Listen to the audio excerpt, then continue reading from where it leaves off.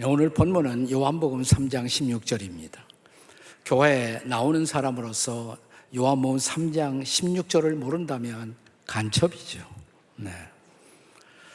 우리 모두가 잘 알고 있는 말씀인데, 본래 이 말씀이 처음 번역될 때는 약간 달랐습니다. 그 옛날 우리 선배들이 읽었던 버전으로 요한복음 3장 16절을 한번 읽어보도록 하겠습니다. 저를 따라서 해주세요. 하나님이 세상을 이처럼 사랑하사 독생자를 주셨으니, 그 다음에 누구든지 예수 믿으면 멸망하지 않고 영생을 얻으리로다.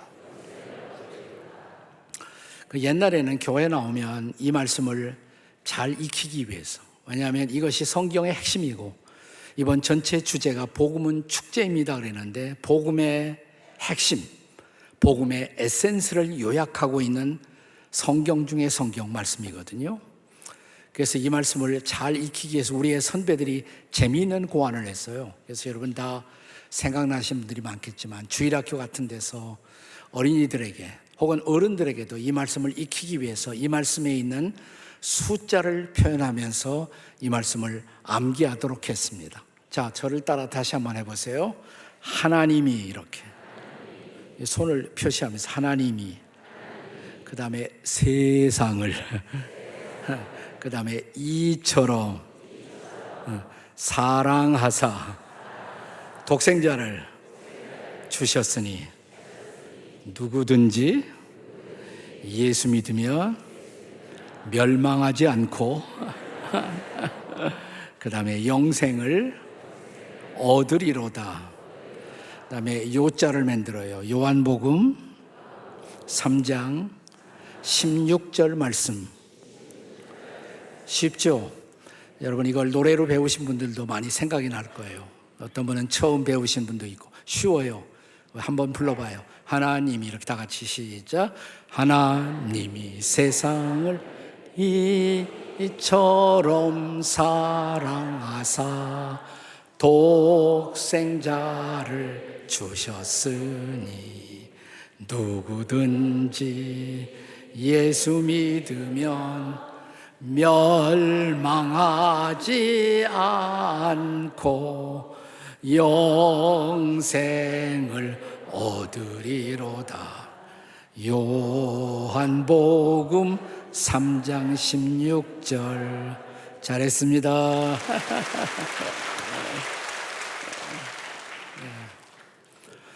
이 말씀은 위대한 사랑의 구절로 알려져 있습니다. 여기 우리가 세상에서 경험할 수 있는 가장 위대한 사랑이 소개되고 있습니다. 먼저 이 구절 안에는 위대한 사랑의 근원이 있습니다. 근원. 누굴까요? 위대한 사랑의 근원. 하나님이시죠. 하나님이 세상을, 하나님이 하늘과 땅을, 만물을 창조하신 하나님, 그리고 창조한 만물을 붙들어 섭리하시는 하나님, 전능하시고 전지하신 하나님, 절대자이신 하나님, 그 하나님이 세상을 사랑하셨다는 것입니다. 여기 사랑의 근원이 있어요. 그런가 하면 여기 사랑의 대상이 있습니다. 그 하나님이 누군가를 사랑했다는 것입니다. 이 절대자이신 하나님이, 전능자이신 하나님이, 창조자이신 하나님이, 초월자이신 하나님이 누군가를 사랑했다는 것입니다. 자, 누구예요? 하나님이 세상을, 사랑의 대상은 세상이에요. 세상. 근데 이 세상에서 구체적으로 세상에 살고 있는 모든 사람을 사랑하셨다는 것입니다. 비슷한 표현을 사도 바울은 디모데전서 2장 4절에서 이렇게 말하고 있습니다. 한번 디모데전서 2장 4절을 한번 같이 한번 읽어볼까요? 시작. 하나님은 모든 사람이 구원을 받으며 진리를 아는 데 이르기를 원하시느니라. 아멘. 하나님은 모든 사람을 사랑하시고 그 모든 사람이 구원받기를 원하십니다. 아멘. 그 모든 사람이 진리를 아는 데 이르기를 원하십니다.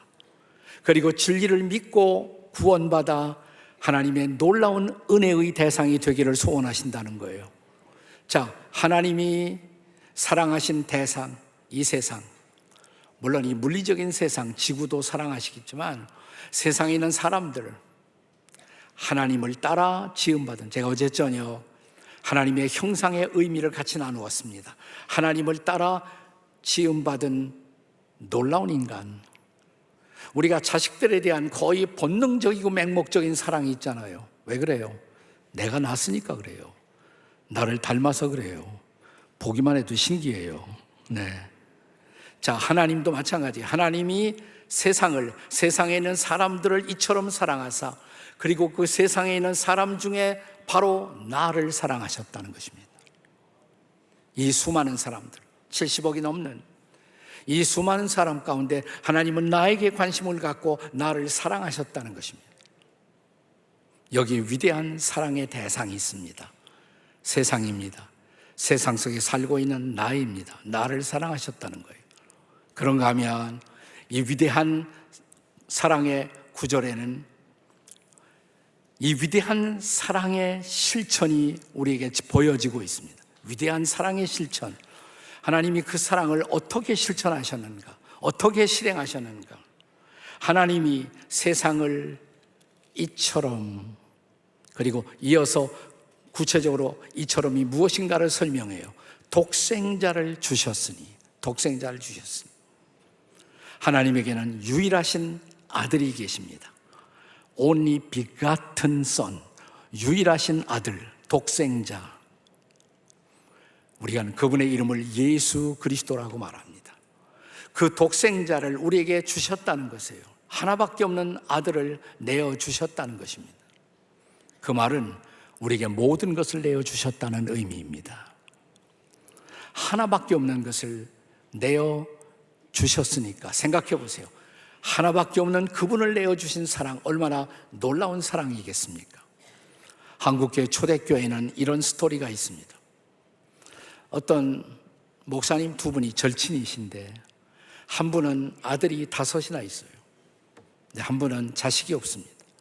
어느 날 대화를 하다가 자식이 하나도 없는 목사님이 자기 절친 아들을 5이나 가진 친구 목사님에게 자네는 아들이 5이나 있지 않은가? 나에게 아들 하나만 양자로 보내줄 수 없겠나? 내가 최선을 해서 잘 길러보지. 그러자 아들 5가지 목사님이 불가능한 것은 아니지. 자네라면 생각해 볼 수 있지. 이렇게 말씀하셨어요. 그리고 집에 돌아왔습니다. 옛날 가난하고 어려웠던 그 시절, 우리가 한 방에 모든 식구들이 살던 시절, 이 목사님은 누워있는 5 아들을 하나하나 쳐다봅니다. 장남, 양자로 보낼 수 있을까? 장남인데, 상속자인데 장남은 안 되죠. 둘째, 아들 중에서 가장 샤프해요. 아주 인텔렉츄얼해요. 똑똑해요. 너무너무 자랑스러워요. 이 둘째는 안 되지. 근데 3번째, 얼마나 미남인지 몰라요. 키가 제일 커요. 손가락 중에 셋째 손가락이 제일 큰 것처럼 이 셋째 아들이 키가 제일 커요. 아주 미남해요. 이 잘난 자식 안 되지. 넷째 아들 항상 별별돼요. 아파요. 시딱하면 병 앓고.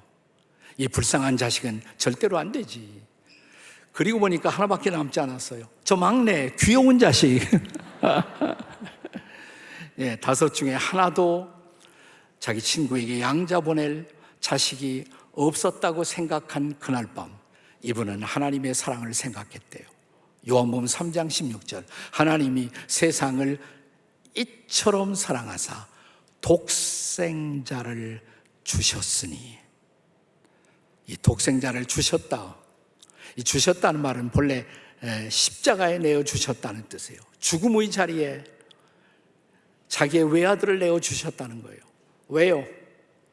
그 아들 독생자가 우리의 속죄의 제물이 되어주시기 위해서. 우리는 모두 죄를 범했고 하나님의 심판과 형벌을 피할 수가 없었습니다. 그런데 하나님이 그 아들 예수 그리스도를 보내시고, 아들 예수님은 스스로 자발적으로 이 땅에 오셨어요. 왜 오셨나? 자, 여기 스크린에 있는 마가복음 10장 45절을 한번 같이 읽어보죠. 다 함께 읽겠습니다. 시작. 인자가 온 것은 섬김을 받으려 함이 아니라 도리어 섬기려 하고 자기 목숨을 많은 사람의 대속물로 주려 함이니라. 인자는 예수님의 별명이에요. 사람의 아들, 인자, 사람의 아들.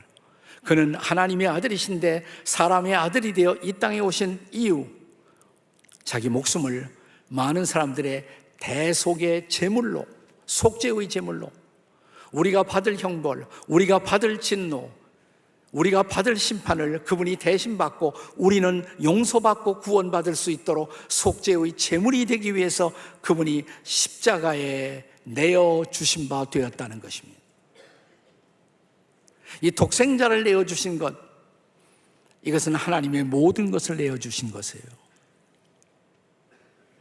제가 알고 있는 어떤 부부가 심하게 어느 날 부부싸움을 했답니다. 그리고 그 얘기를 전해주는데 남편이 어느 날 그러더래요. 당신은 뭐가 그렇게 불평이냐고. 내가 좋은 집에서 살 수 있도록 배려했지. 당신이 타고 다닐 좋은 자동차도 선물로 주었지. 그리고 매달 쓸 수 있는 넉넉한 용돈을 제공하지. 뭐가 불평이냐. 그때 아내가 이런 대답을 했대요. 맞아요. 당신은 나에게 거의 모든 것을 주셨어요. 당신만 빼놓고. 여러분, 우리 자신을 내어주신다는 것, 이게 가장 중요한 사랑이 아니겠습니까? 하나님은 그렇게 자기 자신과 같은 독생자를 십자가에 내어주셨어요. 이것이 하나님의 사랑의 방식이에요. 사랑의 실천이에요. 하나님의 아들 예수 그리스도를 속죄의 제물로 십자가에 내어주신 사랑. 우리가 읽는 이 위대한 사랑의 구절에는 이 위대한 사랑의 결과가 또한 증언되고 있습니다. 이 위대한 사랑의 결과가 뭘까요? 하나님이 세상을 이처럼 사랑하사 독생자를 주셨으니 이는 저를 믿는 자마다 뭐예요? 그 다음에 멸망치 않고 영생을. 따라서 해보세요. 멸망치 않고 영생을. 네. 멸망치 않고 영생을 주신다는 것입니다. 죄인된 인간은 그 죄의 대가로 말미암아 죄의 삭은 사망입니다. 사람은 한 번 죽는 것이요, 그러나 그 죽음이 끝이 아니라 죽음 이후에는 심판이 있다고 말합니다. 그 심판의 결과로 우리 인간은 죽음 다음에 죽음이 준비되어 있어요. 그걸 둘째 사망이라고 말합니다. 사람들이, 죄인들이 불과 유황으로 타는 못에 던지움을 받으리니 이것이 둘째 사망이라. 우리가 정말 두려워해야 할 것, 그냥 죽는 것이 아니라 죽음 다음에 오는 죽음, 하나님의 심판을 통해서 영원한 지옥에 던지움을 받는다는 것, 그것이 멸망이에요. 그것이 멸망인 것입니다. 그런데 하나님은, 사랑의 하나님은 여러분과 제가 멸망하는 것을 원하지 않으신다는 것입니다. 그래서 독생자 예수 그리스도를 보내시고 우리에게 멸망치 않는 결과를 예비하십니다. 멸망치 않고, 멸망해야 할 우리가 멸망치 않고. 여러분, 이 부산에서 멀지 않은 일본에 베푸라는 온천지대가 있죠. 한국 사람들이 많이 가는 곳입니다. 이 베푸에 가면 온 도시가 수증기로 자욱해요. 네. 근데 그 용암천이 굉장히 많이 있는데 그 이름들이 대부분 지옥이 많아요. 지옥. 무슨 해지옥, 산지옥, 호수지옥, 아이지옥, 청년지옥, 노인지옥, 별별 지옥이 다 있어요. 여러 해 전 이 베푸에서 일본 목회자들의 컨퍼런스가, 대회가 열렸고 제가 강사로 초빙을 받았습니다.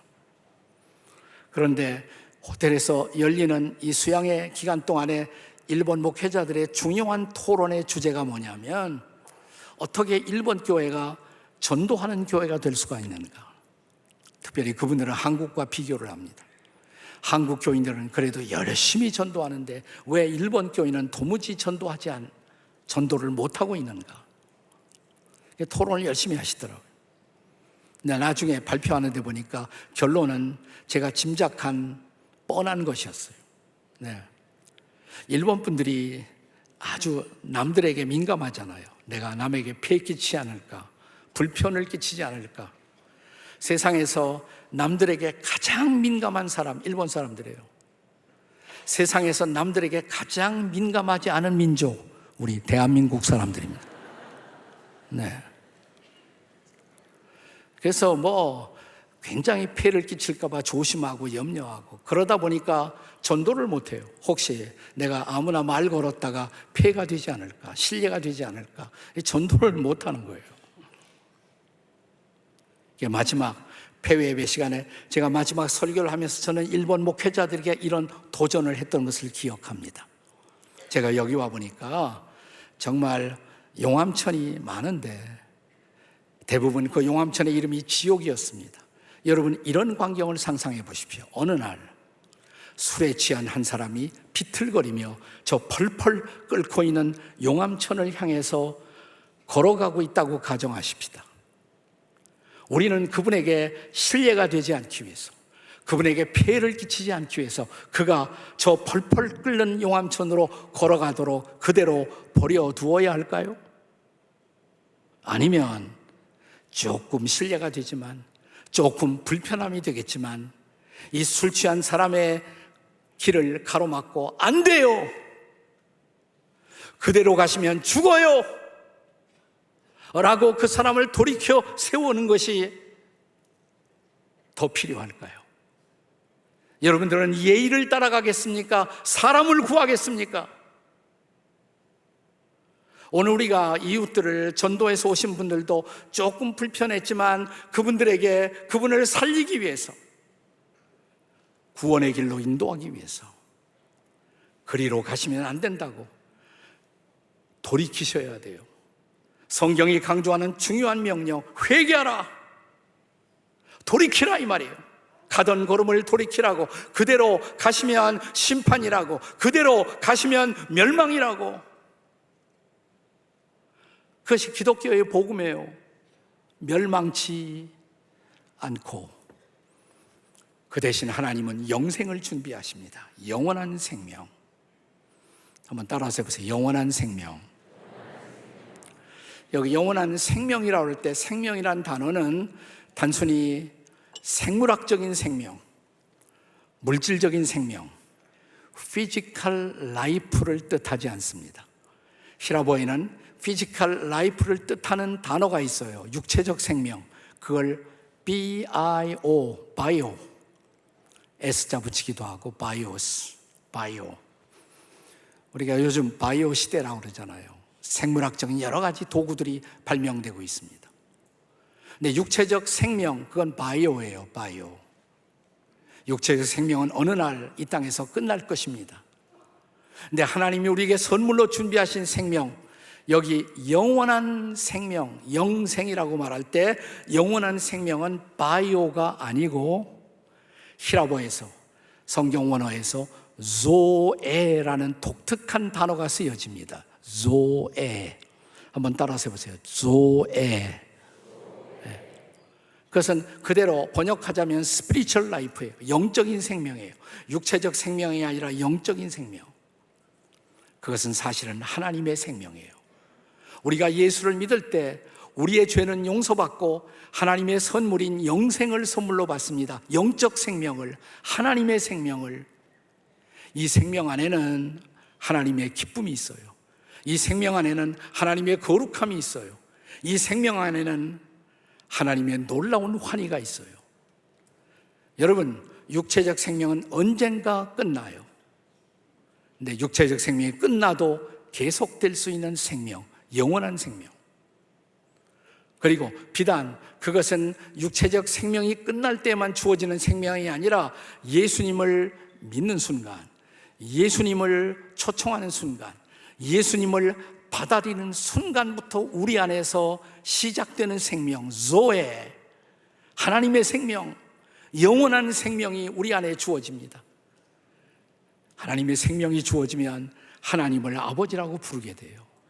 하나님을 닮아가는 모습이 나타나요. 우리의 삶이 거룩해지고 우리의 삶이 의미와 목적으로 가득 차고 우리의 삶이 진정한 삶의 기쁨을 느끼게 되고 이런 조의 영생, 영원한 생명을 선물로 주신다는 것입니다. 아멘이십니까? 옆에 분들에게 멸망치 않고 영생을 꼭 받으십시오. 한번 해보세요.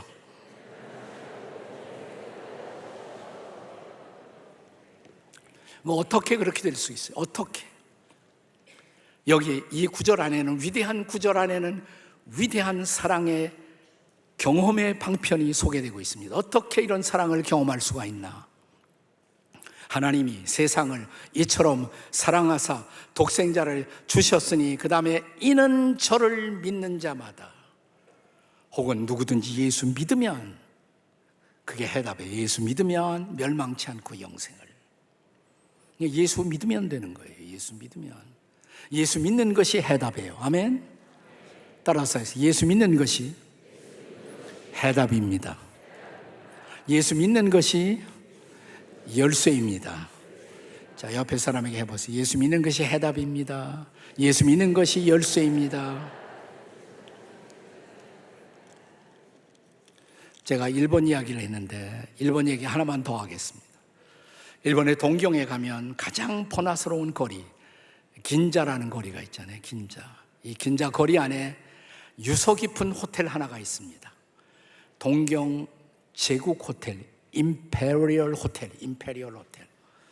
동경 대지진도 견뎌낸 호텔이에요. 아주 유명한 호텔입니다. 이 호텔은 옛날이나 지금이나 30층이에요. 꼭 30층. 저는 동경에 갈 때마다 시간이 가능하면 이 호텔에서 자지는 못하고 가서 커피만 먹고 나옵니다.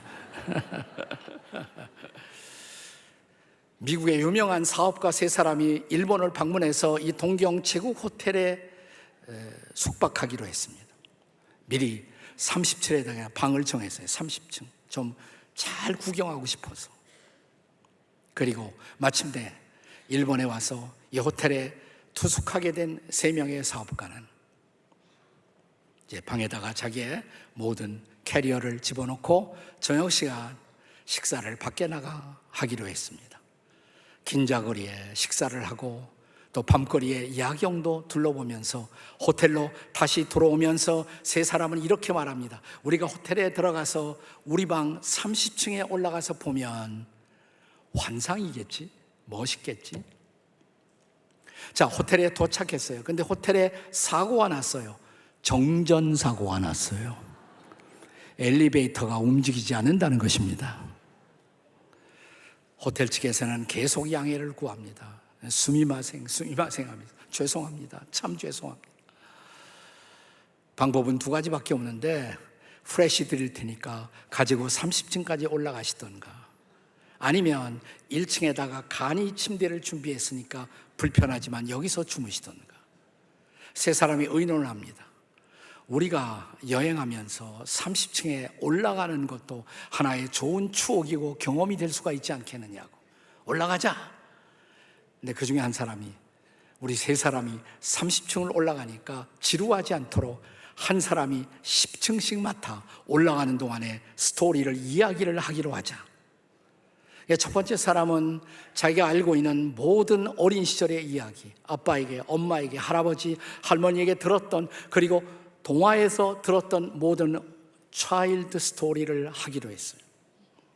그리고 2번째 사람은 지금까지 그가 들어왔던 모든 이야기 가운데서 가장 무서운 이야기, 소름 끼치는 이야기, 비극적인 이야기, 그 이야기들을 하기로 했습니다. 그리고 3번째 사람은 지금까지 들어왔던 이야기 중에서 가장 우스운 이야기, 가장 재미있는 이야기를 하기로 했습니다. 자, 이제 프레시를 들고 올라갑니다. 첫째 사람이 시작합니다. 어린 시절 아빠 엄마에게, 할아버지 할머니에게 들었던 이야기, 동화책에서 읽었던 왕자와 공주의 이야기들. 어느새 10층까지 왔어요. 야, 우리의 아이디어는 정말 기가 막힌 아이디어다. 벌써 10층 왔잖아. 그리고 2번째 사람에게 패스를 했어요. 2번째 사람은 자기가 들어왔던, 알아왔던 모든 머리가 쭈뼛하게 올라가는 비극적인 무서운 이야기들을 다 털어놓기 시작했습니다. 그랬더니 정말 힘들이지 않고 20층까지 왔어요. 자, 우리의 아이디어가 정말 기가 막힌 아이디어였다. 그러면서 3번째 사람, 마지막 사람에게 패스했습니다. 이제 내 차례라고. 가장 우스운 이야기를 할 차례가 된 세 번째 친구가 갑자기 머리를 긁으면서 하는 소리가, 근데 말이야, 난 생각이 안 나. 아니, 여기까지 와서 생각이 안 난다고 하면 어떡하냐. 아니, 생각이 안 나는데 어쩌란 말이냐. 그러니까 세 친구의 발이 풀리고 다리가 풀리고 너무너무 힘들어져요. 23층, 4층, 5층, 가까스로 26층, 7층, 8층, 29층 갔을 때 세 번째 친구가 갑자기 배를 잡고 웃기 시작해요. 야, 생각났다. 30층에 발을 올려놓으면서 세 번째 친구가 하는 소리가, 야, 우리가 방 열쇠를 안 갖고 올라왔다.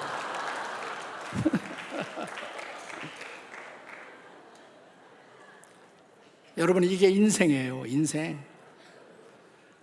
우리는 어렸을 때 아빠, 엄마, 할아버지, 할머니의 사랑을 받고 공주처럼, 왕자처럼 섬김을 받으며 인생을 시작합니다. 그러나 삶은 녹록하지 않죠.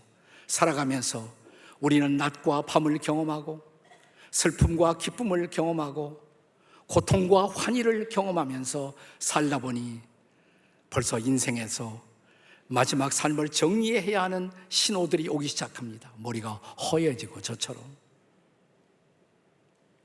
마침내 우리의 심장에 고동이 멎는 순간, 우리 인생을 정리하는 마지막 순간, 우리 앞에 펼쳐진 중요한 질문, 우리 앞에 놓여진 저 영원함, 시간 건너편의 영원, 그 영원한 문을, 천국의 문을 여는 열쇠를 우리는 준비했을까요? 그 열쇠가 뭘까요? 성경은 그 열쇠가 바로 예수 그리스도를 믿는 믿음이라고 말합니다. 예수님은 말씀하십니다. 내가 곧 길이요 진리요 생명이니 나로 말미암지 않고는 아버지께로 올 자가 아무도 없다고. 천하 인간의 구원을 얻을 만한 다른 이름, 예수 외에 다른 이름을 주신 일이 없다고.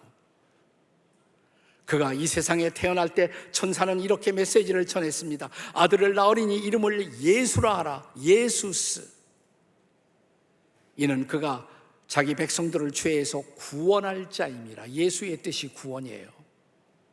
죄 때문에 하나님의 심판을, 하나님의 형벌을 피할 수가 없었던 우리들, 그런 우리가 죄를 용서받고 영생을 선물로 받고 하나님의 자녀로 살아갈 수 있는 놀라운 소식.